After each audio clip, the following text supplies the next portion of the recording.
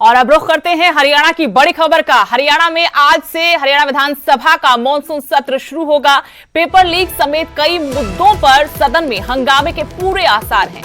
दोपहर 2 बजे से सदन की कार्यवाही शुरू होगी। पहले बिजनेस एडवाइजरी कमेटी की बैठक होगी। स्पीकर, सीएम और नेता प्रतिपक्ष इसमें मौजूद रहेंगे। शोक प्रस्ताव से सदन की कार्यवाही शुरू की जाएगी। शोक प्रस्ताव के तुरंत बाद प्रश्नकाल होगा। पहले दिन 6 संशोधित बिल पेश किए जा सकते हैं, लेकिन इस बार विपक्ष ने पूरी तैयारी की है और ऐसे में पेपर लीक समेत कई अहम मुद्दों को लेकर सदन में विपक्ष हंगामा कर सकता है। मेरे सहयोगी मनोज कुमार जुड़े हैं और जानकारी उनसे लेंगे। मनोज, आज से हरियाणा विधानसभा का मॉनसून सत्र शुरू होने जा रहा है। हाल ही में पेपर लीक को लेकर विपक्ष ने सड़कों तक पर हंगामा किया था, सरकार को घेरा था। क्या रणनीति विपक्ष की और क्या सरकार की तैयारी है?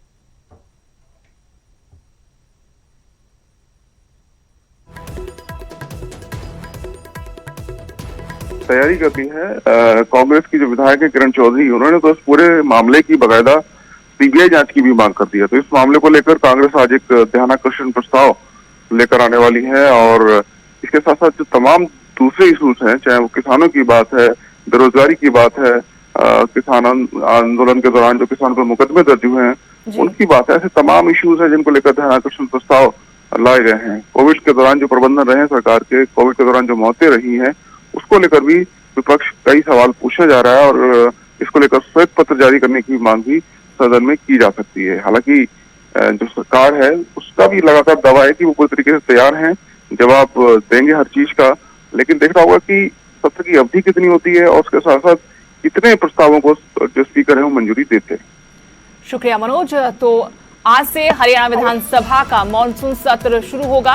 पेपर लीक समेत कई मुद्दों पर विपक्ष के हंगामे के पूरे आसार हैं। दोपहर 2 बजे से सदन की कार्यवाही शुरू होगी।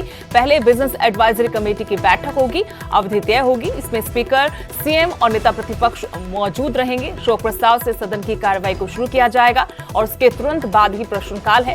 पहले दिन 6 संशोधित बिल पेश किए जा सकते हैं।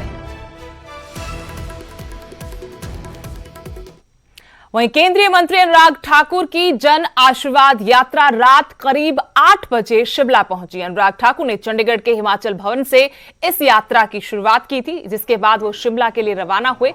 शिमला जाते जाते परमाणु कसौली सोलन में उनका जोरदार स्वागत हुआ। 4 तस्वीरें आपकी टीवी स्क्रीन पर। पहली तस्वीर चंडीगढ़ की आप देख सकते हैं, जहां से उन्होंने जन आशीर्वाद यात्रा का आगाज किया। भारी तादाद में उनके समर्थक, पार्टी कार्यकर्ता यहां पहुंचे थे।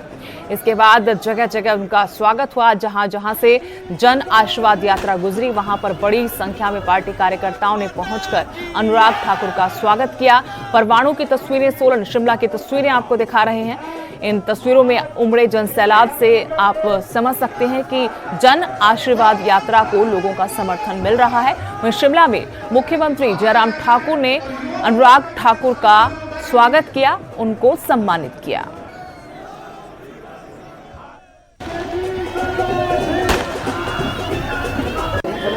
जन आशीर्वाद यात्रा में हिमाचल प्रदेश की जनता का धन्यवाद करने भी, आशीर्वाद लेने भी आया हूं। अपने घर आया हूं, अपने परिवार के बीच में आया हूं और ये जो जोश जनता का देखने को मिल रहा है, ये अपने आप कहीं ना कहीं दिखाता है कि किस तरह से मोदी जी आम जनमानस में लोकप्रिय हैं।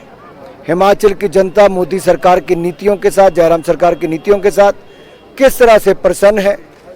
और मुझे प्रसन्नता तो इस बात की है कि बहनें भी, भाई भी, बुजुर्ग भी, बच्चे भी, नौजवान भी घरों से निकलकर, दुकानों से निकलकर, अपने सब काम छोड़कर मिलने आए, एक फूल देने आए, अपना आशीर्वाद देने आए और चेहरे पर एक मुस्कान लेकर जो आए हैं, उसने कहीं ना कहीं बहुत जोश दिया है, बहुत प्यार दिया है। बहुत सुनहरी यादें साथ में लेकर जा रहा हूं और विश्वास दिलाता हूं कि लगातार हिमाचल की जनता और देश की जनता के लिए काम करते रहेंगे। बड़ी खबर कैथल से, जहां राशन के थैलों को जलाने का मामला है। इस मामले में एफआईआर दर्ज हुई है। राशन बैग जलाने पर गोला थाने में एफआईआर दर्ज की गई है। अन्नपूर्णा योजना के तहत राशन के बैग जलाए गए थे। पुलिस ने सरकारी संपत्ति को जलाने का मामला दर्ज किया है। आपको बता दें कि सरकार की तरफ से कल ही अन्नपूर्णा योजना के तहत 5 किलो अनाज बांटा गया था, लेकिन जिन थैलों में, जिन बैग में ये अनाज दिया गया, उन पर मुख्यमंत्री मनोहर लाल और उप मुख्यमंत्री दुष्यंत चौटाला की फोटो थी। इसी को लेकर लोगों का ऐतराज था, किसानों का ऐतराज था कि मार्केटिंग की जा रही है, विज्ञापन किया जा रहा है सरकार का और जनता के पैसों का ये बेजा इस्तेमाल है। अब आपको जो तस्वीरें दिखा रहे हैं ये कैथल की, जहां पर राशन के इन थैलों को जला दिया गया नाराजगी जताने के लिए। लेकिन अब इस मामले में भूला थाने में एफआईआर दर्ज हुई है। अन्नपूर्णा योजना के तहत राशन के कल ये बैग जरूरतमंद लोगों को दिए गए थे। पुलिस ने थैले जलाने के मामले में एफआईआर दर्ज की है। पुलिस ने सरकारी संपत्ति को जलाने का मामला दर्ज किया है। जिन्ना चਿਰ मोदी सरकार ਨੂੰ ਇਹ ਨਹੀਂ ਪਤਾ ਵੀ ਕਣਕ ਕਿਸਾਨਾਂ ਦੀ ਹੈ, ਤੇਰੇ ਝੋਲਿਆਂ ਨਾਲ ਕੋਈ ਨਹੀਂ ਬਣਨਾ मोदी साहब। ਇਹ ਕਿਸਾਨਾਂ ਨੇ ਪੈਦਾ ਕਣਕ ਕੀਤੀ ਨਾ ਤੇ इस करके तेरा सी विरोध कर दे। और जानकारी के साथ कैथल से हमारे सहयोगी वीरेंद्र पुरी जुड़े हैं। वीरेंद्र, लगातार कल हमने देखा कि अन्नपूर्णा योजना के तहत जो सरकार की तरफ से अनाज के भरकर थैले दिए गए थे उनको लेकर ऐतराज था किसानों को, जगह जगह विरोध हुआ, लेकिन कैथल में एफआईआर दर्ज कर दी क्योंकि कुछ लोगों ने उनको जला दिया। देखिए सुदेश, लगातार जो अन्नपूर्णा योजना के तहत जो गरीबों को राशन बांटा गया था और उसके ऊपर जो पीएम नरेंद्र मोदी की, सीएम मनोहर लाल खट्टर की और दुष्यंत चौटाला की जो फोटो छपी थी उसको लेकर लगातार लोगों में, किसानों में, खासकर मैं कह सकता हूं कि किसानों में खासकर ये विरोध था। क्योंकि जो वीडियो वायरल हुई है उसमें यही बोला गया है कि किसान आपके अनाज के मोहताज नहीं है।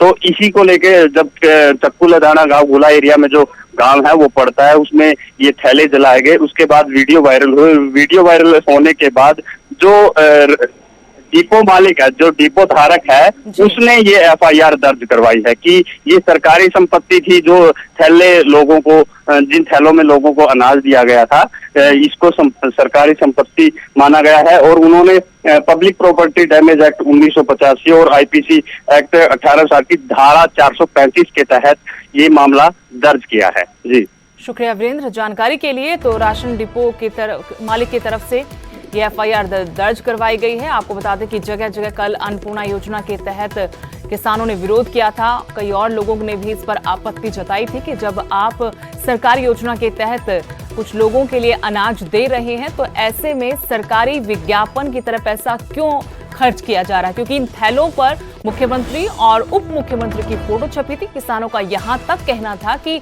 इतने का अनाज नहीं है, उससे ज्यादा कीमत यहां थैले बनाने पर खर्च की गई है।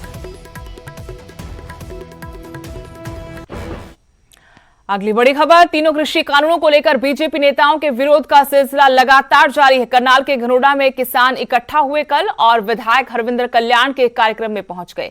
विधायक साहब यहां जरूरतमंद लोगों को राशन बांट रहे थे, तभी किसान यहां पहुंचे। हालांकि पुलिस ने उन्हें कार्यक्रम वाली जगह से पीछे रोक लिया। प्रदर्शनकारियों के साथ पुलिस की हल्की धक्का मुक्की हुई। किसानों का कहना है कि राशन के थैलों पर मुख्यमंत्री की फोटो लगाकर क्यों बांटा जा रहा है।